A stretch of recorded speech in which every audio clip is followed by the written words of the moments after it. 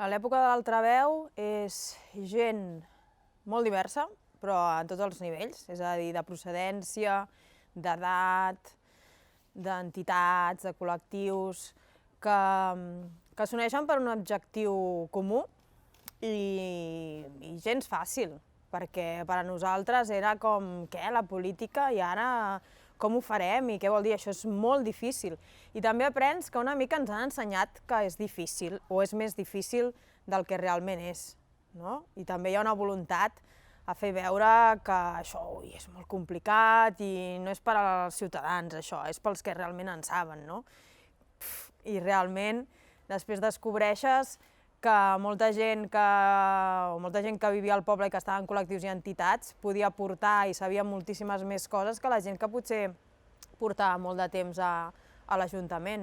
Però jo recordo allò, doncs això, com la meva escola de política, no? Perquè allà és quan comença tot, sí, i quan, ostres, jo conec castellà, crec que en profunditat, quan començo amb l'Altraveu, que és quan començo a veure, doncs, bueno, a entendre també el passat de castellà i per què les coses s'havien fet d'una determinada manera i a prendre consciència que les coses també poden canviar.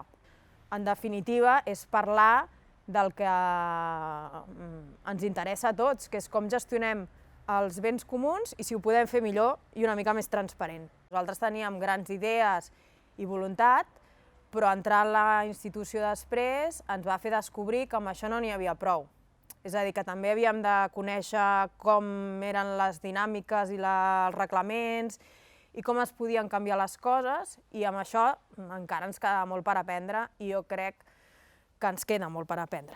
Però sí que crec que va ser molt interessant i segueix sent molt interessant l'experiència d'aquestes candidatures alternatives municipalistes. D'aquí van sortir cooperatives, d'aquí es va poder reunir també la plataforma Afectats per la Hipoteca, aquí s'han fet concerts, i això, que sembla molt nou, jo crec que és el que abans els partits feien i haurien de fer, no perdre la seva vocació de funció social. I les nostres virtuts era una capacitat ingent de fer hores, de treure hores de tot arreu, de treballar posant el poble per endavant sense cap sigla de partit i fer-ho de manera voluntària. Però per l'altra banda, això implica que per casuístiques personals sempre hi hagi la mateixa gent disposada a posar-se en el que nosaltres dèiem les zones de risc.